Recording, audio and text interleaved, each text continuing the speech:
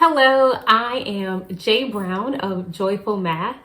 Today I want to talk to you about test anxiety, math test anxiety in particular. So it's that time of year. Depending on when you're watching this video, it is that time of the year right now where we are entering into the state testing season. So I just want to share some tips today on how to decrease that test anxiety that students may be experiencing during this time. So let's hop into it. First of all, what is test anxiety? UNC Chapel Hill defines it as just like a combination of physical and emotional stressors that limit or inhibit a person's ability to perform on a test. And so that's what it is. So literally in a student's brain or in a person's brain, when they are experiencing test anxiety, there is literally a blockage going on in their brain because of the stressors or the stress level that and I am not, I'm not a psychologist. I don't study the brain, but from my research and what I've read is that there is literally a block in the brain and it inhibits the way someone would perform on a test, like their memory is blocked. So that is that's what test anxiety is. So what are some causes of test anxiety? When we think about causes of test anxiety, low self-efficacy is definitely a factor. That's why I focus on self-efficacy so much and building student self-efficacy. That's definitely a factor. Fear of failure, right? Students fear this failure. They are afraid to fail. They fear making mistakes. Sometimes they have unrealistic expectations for themselves. Adult pressure is another one. Sometimes adults, like whoever the adult is in their life, it could be a parent, it could be a teacher, whoever, that pressure that students experience from adults, that could also be a cause of test anxiety. And so as I mentioned earlier, low self-efficacy is a cause of test anxiety. And so self-efficacy is so important to focus on. And I want to read just some research about self-efficacy to you. So first of all, there is a correlation. They are related. There's a relationship between math anxiety and self-efficacy. But the research shows that a student who feels anxious about mathematics can almost feel incapable of doing mathematics. Similarly, the stronger the self-efficacy, the more active are one's efforts and the longer he or she will persist at a particular task or behavior in the face of obstacles. Thus, math anxiety could be an indicator of self-efficacy, and higher anxiety in math is related to lower reported levels of self-efficacy. So that's why it's so important to focus on self-efficacy. If students have low self-efficacy, then they have that test anxiety. But if we focus on building and increasing student self-efficacy, then we can also at the same time lower that test anxiety that students experience. So what does this test anxiety look like? Like, how do you know if a student is experiencing test anxiety? So I know for sure from my experience, some things that I've seen students deal with, nausea, vomiting. I literally would have a student run out to vomit. Headaches, stomach aches, sweaty palms. Those are definitely all symptoms of test anxiety. And, of course, you may have some students to even, cry, but those are definitely, if you see those signs, if students are experiencing like this queasiness, those are definitely symptoms and signs of test anxiety. Across our nation, we have this huge fear of math, right? That causes the test anxiety. 93% of Americans have not agreed, they have confessed to having some type of math anxiety. And so this fear of math is so powerful. Think about it. I want you to think about, like, did you pick a career based on how much math you would need? And a lot of people do. So this fear of math is so powerful that it really controls a lot of the decisions that people make about their career, about their major in college. So this is not just something that is anything new. Like, this has been, math anxiety has been around, of course, for such a long time. And I've even seen research backed up to like 1982. As far as 1982, I've seen research about math anxiety. So it's not an uncommon problem. It's not a new problem. But it's definitely something that it's like, we cannot continue to just sit back and to allow it to be an issue. We've got to address it, and we've got to do something about it. But think about something outside of math that you may have been in the previous years afraid to do. I know for me, two things that I can think of. I've been afraid to fly. And I went to college outside of my home state. I went to Kent State for 2 years, and so I had to frequently fly back and forth during holidays and summer breaks. I had to frequently fly, and so each time I got on that plane, I was afraid. I don't like going to the dentist. And I was so afraid that one time I actually bit my dentist. I was so afraid. And so I don't like doing those things, but I have developed over the years some strategies and some things that I do to kind of help me get through those things and to just do it afraid. So that's what I want to share. I want to share a few tips on how to help students with this math anxiety. And one of my favorite things to do with students is to have like these pep talks.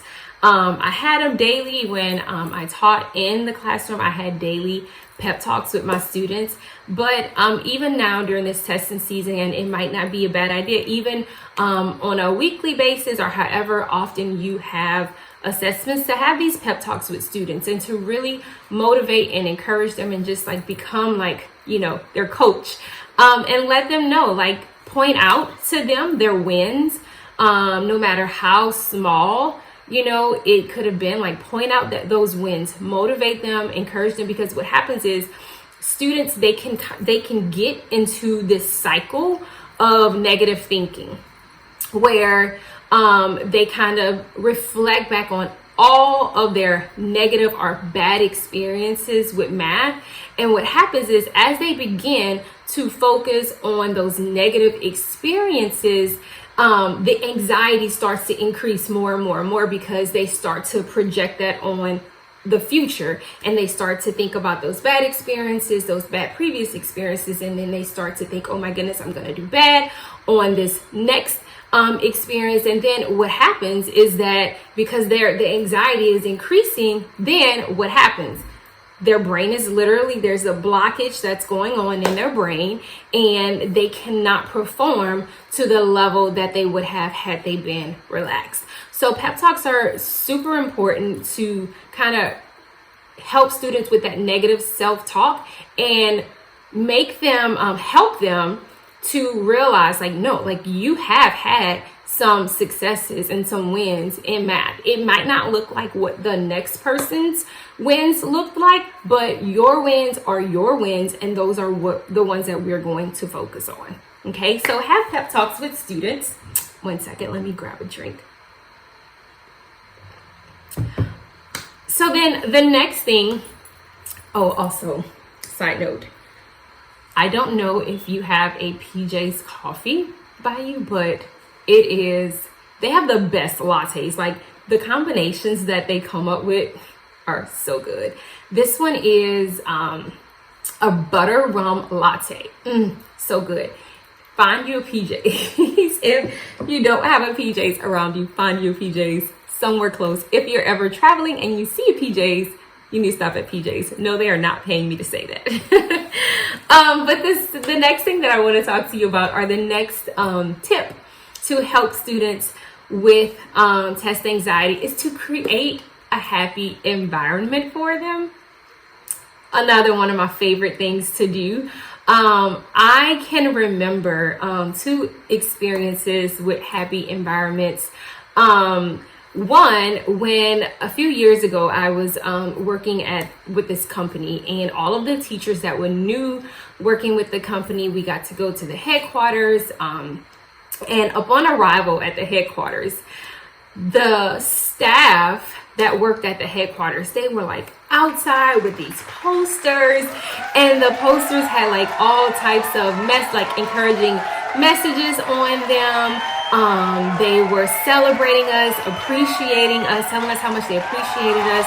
And it was just, oh my goodness, like it was like they did this for us. Like it was the ride into the parking lot. There were these people holding signs and balloons, and then as we got off like the bus and entered into the building, there were like posters and signs everywhere. The place was just decorated, like just really welcoming us, and it just lifted our spirits. Like we just felt so good.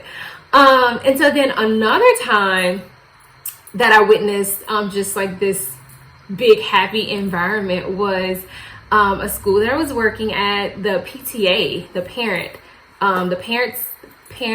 teacher, I don't know what PTA stands for, but the parents at the school, they all got together and they decorated the whole entire school. Well, I take that back.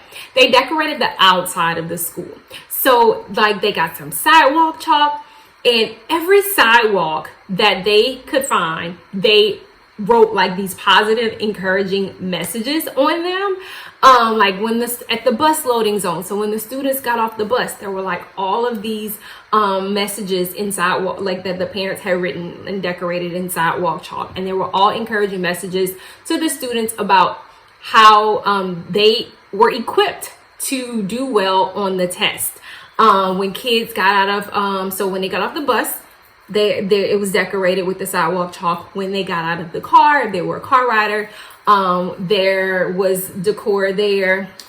They decorated those. And it was just like even as a teacher, I was like, oh my goodness, this is such a great idea. And then we as the teachers, we got together and we decorated our entire hallway. So we got like the tablecloths, we got those and like draped them from the ceiling, and so it looked like a circus, and we had streamers hanging from the doors and posters, and we just encouraged them so much.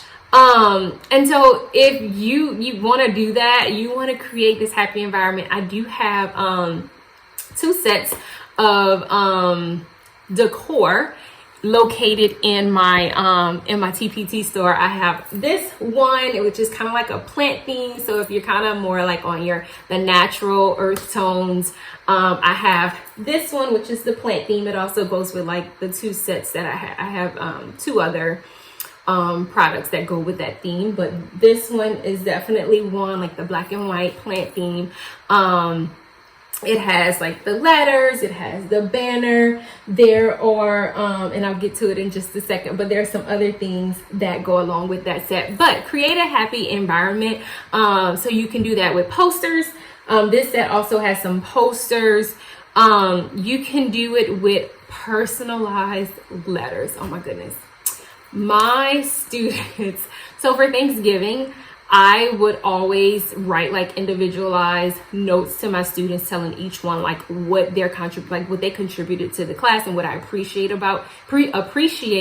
about their contribution to the class. And so I wrote them handwritten notes, and they loved them. Like, oh my goodness, even the boys, like they all the kids would find somewhere to like keep the little message that I gave them. I didn't tell them to do this, but they like put it either in their binder cover. They put it, if they had a pencil pouch, they put it in a pencil pouch, but they put it somewhere. They stapled it to their agenda. It meant so much to them. And so I like, after it had such an impact, a huge impact the first year, I did it every year and the kids loved it. So saying that to say, you can write students a personal note on testing day to let them know, hey, I'm thinking about you as you're taking this test. I know, you have worked so hard all this year. That's all you have to do. Just put forth your best effort, like take the pressure off. I know you can do it. Think about, once again, helping them remember the wins that they've had throughout the school year. I also have these thinking of you cards. So there's one right here, but then I also have like this one it's the llama set. It's such a cute set. I love it. It's one of my favorites. It's like Llama and Tassels. So it's in that. But just let them know you're thinking about them. Or you can find sticky notes and write it on a sticky note and have it on their desk when they come in. Some type of personalized note to encourage them. The other thing that students love, they love these little testing treats, right? And so they like when you give them, the tags that have the candy that goes along with the saying. So I have these like stick with it, and you can put like I put a pencil on this one, but you can put like a pixie stick. Kids love the pixie sticks. You can put that on there, or you're a one sharp student with a pencil.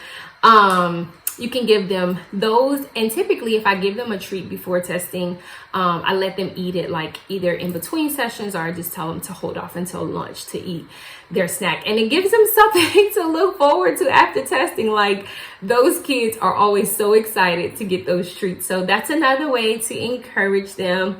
And then another way to encourage students is through Bibliotherapy, which is just a fancy way of saying like having students read like a picture book or some type of children's literature that the character has experienced a similar feeling that they are experiencing, and having them read that and then talk about like, what did the character experience that they may currently be experiencing? How can they relate, and how can it help them with what they're experiencing? Like, how did the character get through, their challenge? So how can that help you get through your challenge?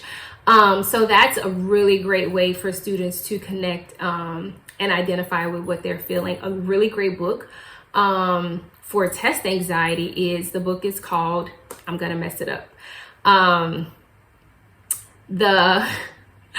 Hold on, let me get the name of the book. Okay, so it's the Anti-Test Anxiety Society by Julia Cook. It's such a cute story for students to be able to read and to identify with. And she talks about the dynamic dozen. And so your students can also look at the dynamic dozen and kind of work through those, or apply those things from the dynamic dozen as well. So you should check it out. I'll link it below for you. And then journaling. Students, and I know I've done it for the past, I did it the last 2 years I was in the classroom. I did journaling with students every day. I would give them some space to check in with their feelings. And then I had something, they would explain like why they were feeling that way.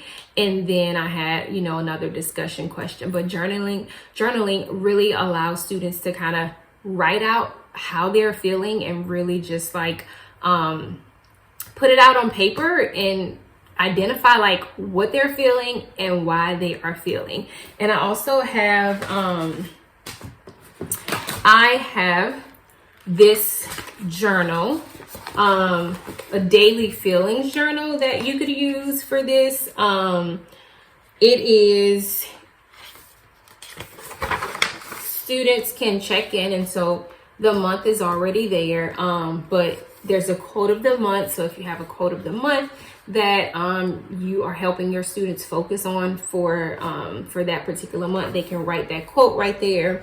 And then affirmations, right? Like, once again, like helping them with that negative self-talk. So having them write their affirmations there, so every time they open up their journal, they can see what it is for that month, and then what are their goals for the month. And then this is where they can really check in with their feelings. So how are you feeling today? They circle which one they're feeling. I feel blank, whichever one, because, and then they write about their feelings. And then whatever the question of the day is in the class, they can answer that right there. This goes along with a self-efficacy resource that I also have in my TPT store, but it comes with a quote for every month. Like there are, I think, 11 quotes, but there are enough quotes for each month of the school year. And then the question of the day, that resource also comes with a question to ask each day that goes along with the quote. So yeah, journaling is another great way for students to kind of get out their feelings about how they are really feeling about the test. Sometimes they just need to get it out. And then there are also calming exercises that students can do, like these breathing exercises where they just kind of calm themselves down and think about, you can help them kind of just think about like something happy, or, reflect on something that would cheer them up in the moment. So then I just wanted to also give a word of caution about what is called the hidden curriculum. So whether the hidden curriculum it's something that it's what we teach students without even saying anything. It's the values that we teach kids with the way that we interact with students, or the decisions that we make in class. It could be as simple as the way you have students to line up, or the comments that we say. So it's the hidden curriculum. So I just want to just put a word of caution to be careful about or be mindful about what could be some intentional things that we are teaching students with our actions that contribute to their anxiety.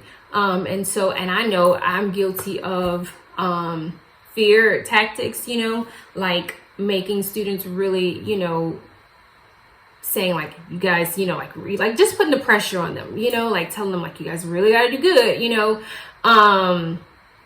or else, if you don't do good, you'll make me look bad, or you'll make yourself look bad, or, and we want students to do their best, but we don't want to instill fear in them. So, we just say, hey, I just want you to go and do your best. You've worked hard all year, and just continue to do what it is that you've done, So I just want to caution about that. But if you say, like, I don't really know where to kind of start with creating that environment in my classroom, I do have a free resource for you if you say, hey, I want to kind of get started, but I don't have anything, and so I kind of want to try it out, but I'm not really 100% sold. I do have a free resource for you. If you go to www.jbrownedu.com/free guide, you can try. I used to have that resource sitting here. I don't have it right now. But it is, it's like an agenda slide with a quote of the month.